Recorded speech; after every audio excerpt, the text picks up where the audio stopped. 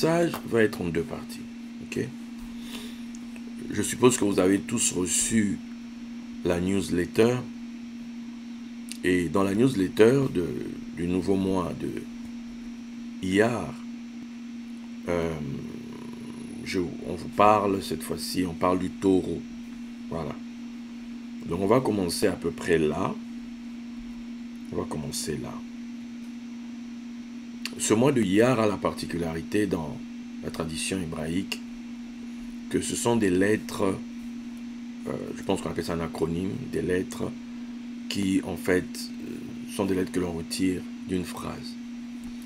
Cette phrase c'est Ani Adonai Rofeka.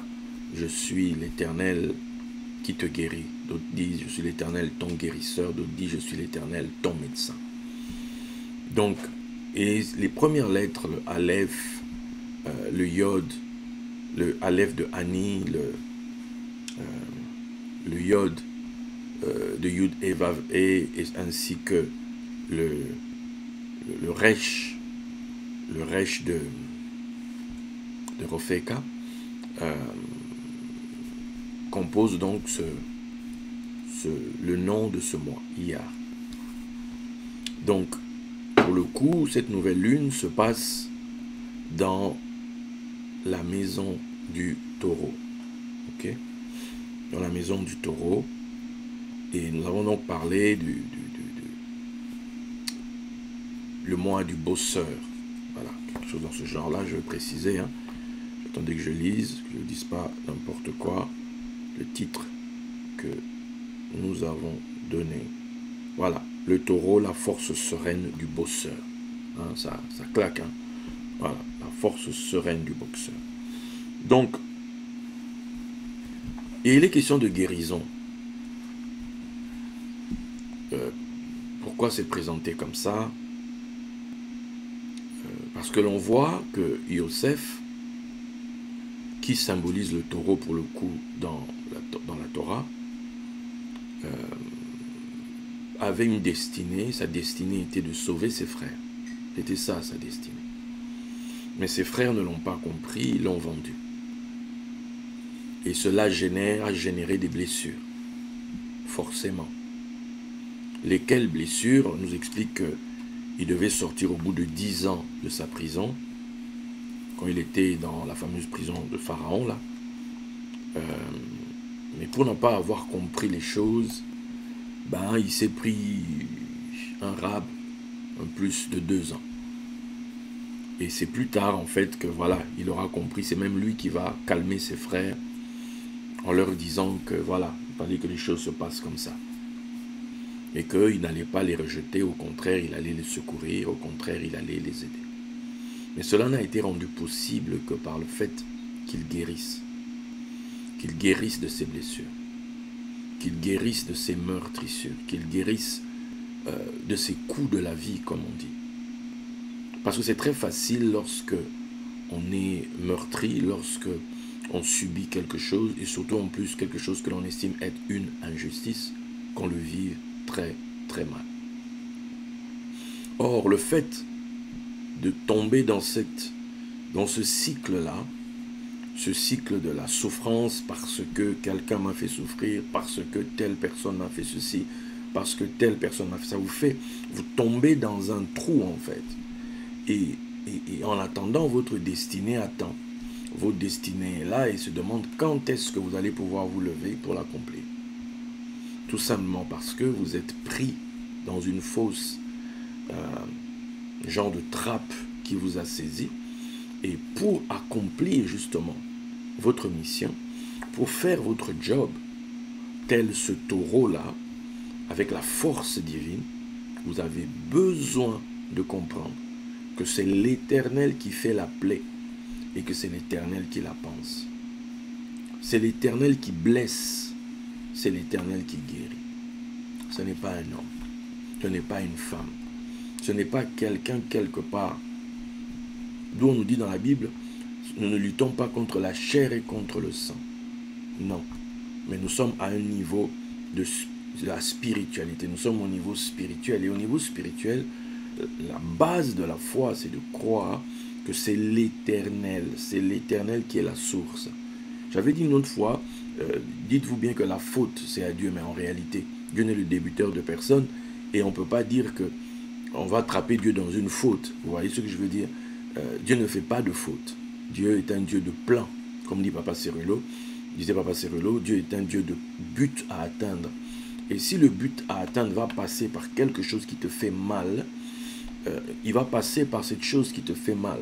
Parce qu'en réalité, vous allez voir dans la Bible qu'il y avait deux arbres. Il y avait l'arbre de la connaissance du bien et du mal, du Tov et du Ra, et il y avait l'arbre de vie d'un côté. Donc, la dualité dans ce monde-ci, on vit dans un monde de dualité en réalité. On vit dans un monde de dualité, on vit dans un monde où vous allez dire ça j'aime pas. Eh bien, regardez votre tête, dans votre tête il y a un cerveau. Et le cerveau, pour le coup, il y a ces deux grands hémisphères, l'hémisphère gauche et l'hémisphère droit. Donc on a ces deux grands aspects qui sont là et on est obligé de faire avec. Regardez, puisqu'on parle du taureau. Le taureau, sa particularité, c'est un bosseur, c'est un laboureur. Vous allez voir des versets que j'ai mis là-dedans. On doit l'abondance à la force du taureau, c'est-à-dire à sa capacité de labourer la terre, à sa capacité de bosser en fait, de faire des choses, de ne pas rester juste dans l'imprécation ou l'incantation, mais qui passe dans l'action pour faire des choses. Et c'est hyper important de savoir ça, parce que le semeur, quand il sème, l'image même de semer, c'est l'image comme d'un enterrement. L'image de semer, c'est qu'on prend un grain et on le met en terre. C'est-à-dire, quelque part, on le perd. Et donc, celui qui moissonne, en réalité, il devait mettre de côté ses futures semences. Donc, il devait mettre de côté des choses qu'il sait qu'il n'allait pas manger, qu'il n'allait pas consommer. Mais c'est des choses qu'il allait rendre au cycle de la vie pour lui garantir des futurs ripailles, disons ça comme ça, des futures fêtes, des futurs moments de réjouissance où ils allaient pouvoir manger et boire.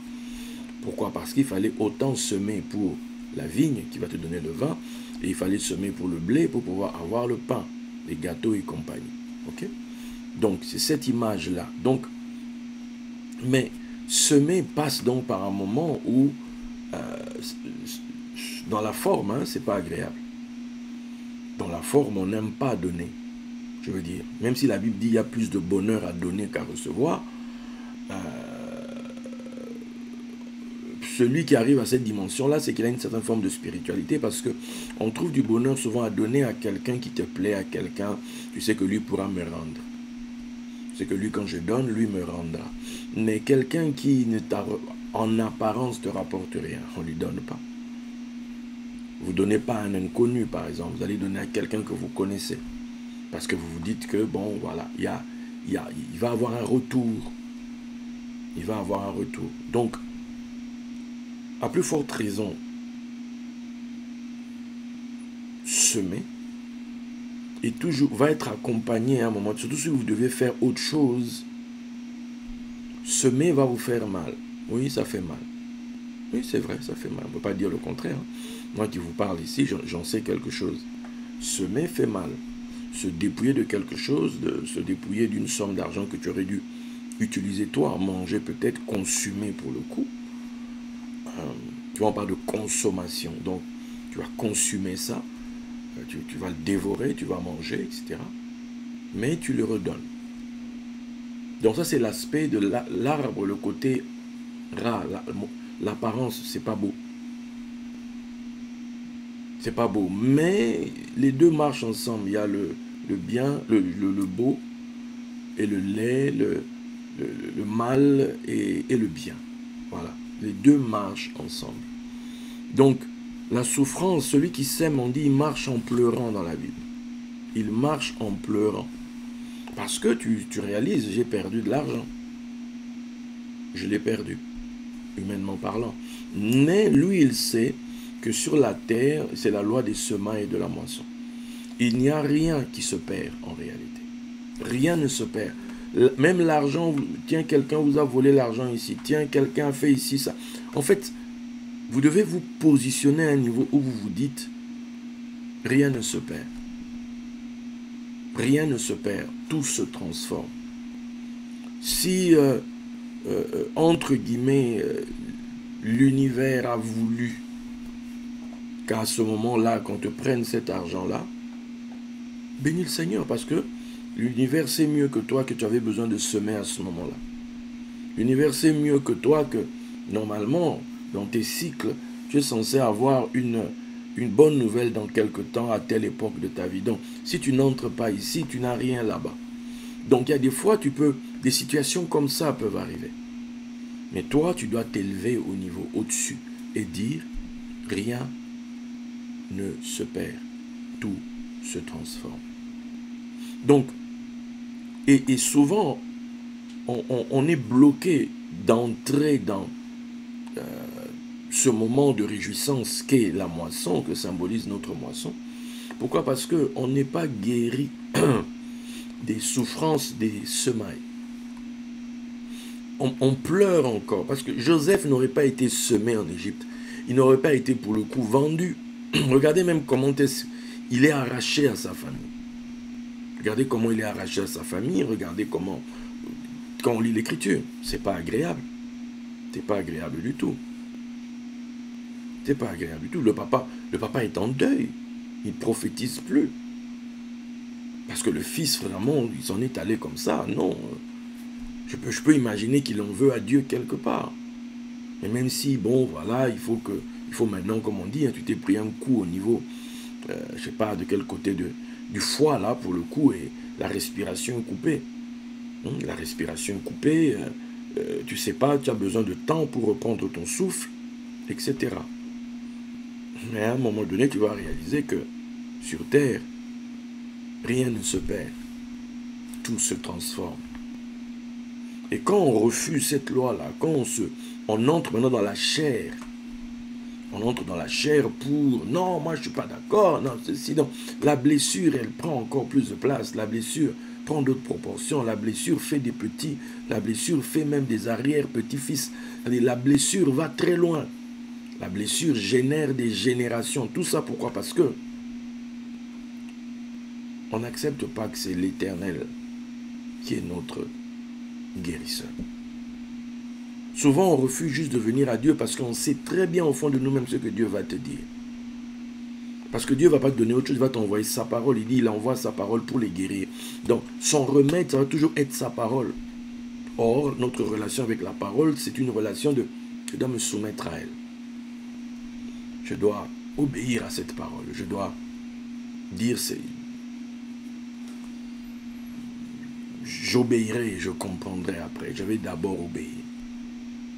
Et c'est quand on refuse d'obéir, c'est quand en fait on tombe dans une rébellion, on s'oppose à la parole de Dieu en fait.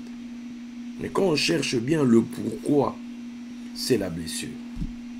On n'accepte pas, on n'est pas d'accord d'avoir été blessé. Or, c'est l'Éternel qui blesse, mais c'est aussi lui qui va te guérir. Mais tu dois accepter que c'est lui qui t'a blessé.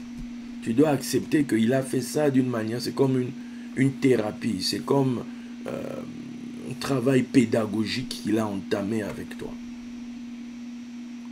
Tant qu'il y aura quelqu'un entre vous et Dieu par rapport à votre blessure, bah, vous n'allez pas vous en sortir et vous n'allez pas basculer dans la phase de celui qui maintenant peut même traiter avec celui qui hier t'a blessé.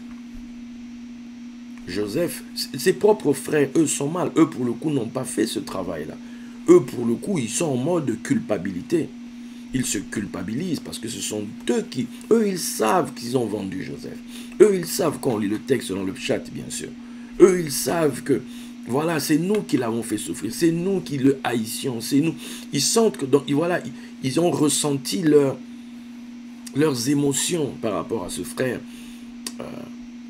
qui venait leur dire carrément, c'est moi qui vais commander sur vous. Ah non, non, tu n'as pas commandé sur nous. Attends, hey, t'es parmi les plus petits ici. Comment tu vas commander sur nous? Donc, ça c'est quelque chose que eux-mêmes se sentaient coupables. eux-mêmes. C'est Joseph le fameux blessé, c'est Joseph le fameux meurtri, c'est Joseph le fameux vendu, c'est Joseph le fameux trahi qui lui maintenant les console, qui lui leur dit non, je vais m'occuper de vous les gars, soyez rassurés, papa est peut-être mort, oui, mais eux ils ont dit non, ton père a dit, occupe-toi de tes frères, et il les a compris. C'est Joseph qui s'est occupé d'eux. C'est Joseph qui, parce que lui a compris qu'il y avait un plan divin. Si cette chose-là ne s'était pas faite, il n'y aurait pas de salut dans la famille. Il n'y aurait pas ça. Il n'y aurait pas eu ça. Chacune de tes blessures, chacune de ces situations qui t'ont meurtri, qui t'ont mis à mal, qui ont fait que tu te rebelles contre Dieu, tu ne veux plus entendre la voix de Dieu, etc. Parce que tu ne comprends pas pourquoi. Bénis Dieu. Parce que rien ne se perd. Tout se transforme. Chaque situation, même ta meurtrissure d'aujourd'hui, c'est ça qui va donner la guérison demain à quelqu'un. Quelqu'un sera guéri par ça. Tu vas te demander, mais comment est-ce possible? Mais oui, on va te rappeler, mais tu te souviens? C'est comme ça, là, que j'ai donné cette... J'ai sauvé le monde le jour où toi, tu acceptais ce peu de souffrance-là. J'ai sauvé telle famille, j'ai sauvé telle nation, j'ai sauvé telle génération, j'ai sauvé tel nombre de personnes. Le jour où toi, tu as accepté ce coup-là, c'est là où on peut retrouver le véritable sens de si on te gifle ici, tant l'autre jour. Parce qu'en temps normal, attends, le coup de poing, on a étudié les histoires des cerveaux et compagnie. C'est-à-dire que ce que le système nerveux reçoit comme info, c'est-à-dire que tu as envie de réagir automatiquement, tu es en mode autodéfense, tu as envie de casser la gueule à la personne en face, tu as envie de le mordre s'il faut le mordre, je ne sais pas, tu as envie de lui faire mal. Pourquoi? Parce qu'il t'a fait mal. Mais si tu comprends que le mal là qu'on vient de te faire, si tu réalises que c'est Dieu qui te frappe, que c'est Dieu qui l'a permis, qu'est-ce que tu vas faire? Tu vas te tourner vers Dieu. Tu vas te tourner vers Dieu. Tu ne vas pas te tourner vers la personne qui est là. Non, la Bible dit même que quand tes amis te frappent, c'est comme une huile fraîche qui vient sur ta tête. Waouh! C'est comme l'huile d'onction qui vient sur toi. Or, l'huile d'onction apporte l'huile, apporte la lumière. Donc, c'est comme si on veut te dire quelque chose. C'est comme s'il y a un truc que tu n'as pas compris là. Tu n'as pas compris, reviens. Tu n'as pas compris, rapproche-toi de Dieu. Quand on poursuit David pour l'humilier et tout ça pendant que Absalom le chasse, qu'est-ce qui se passe? Ces gens disent, laisse-nous, on va buter ce gars-là. David dit, non, faites pas ça. Laissez, peut-être que c'est l'Éternel qui l'envoie faire ça.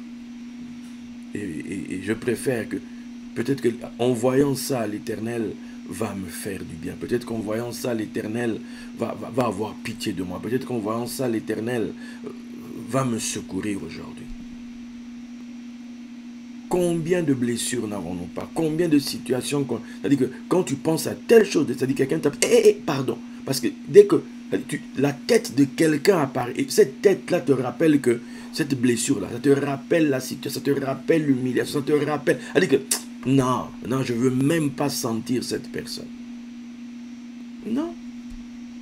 Donc tu penses sincèrement que cette personne-là est plus puissante que le Dieu que toi tu sers, que le Dieu qui te garde, le Dieu que toi tu invoques quand tu te mets à genoux dans ta chambre, le Dieu que tu sers par tes dîmes, par tes offrandes, ce Dieu que tu sers tous les jours en cherchant à marcher d'une manière sainte, juste, conforme à sa parole. Tu penses que cette personne-là est plus grande que ce Dieu-là?